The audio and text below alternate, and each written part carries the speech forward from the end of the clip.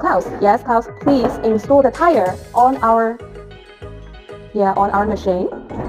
Now you can see our technician Klaus is installing a tire on the machine. Then he will move the measure scale. The data of the tire data is automatically input to the machine. Let's see. Yeah, you can see the data is and wait a few seconds to get the testing results.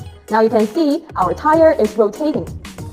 Now, when our technician turning the tire, if we get to the imbalance place, yes, it will be like this, sound like this. DDD.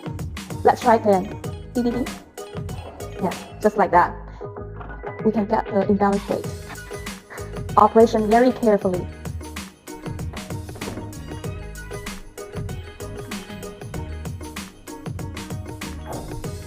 Yes, slightly locate our weights on the machine. Yeah, you can see our tire rotating again.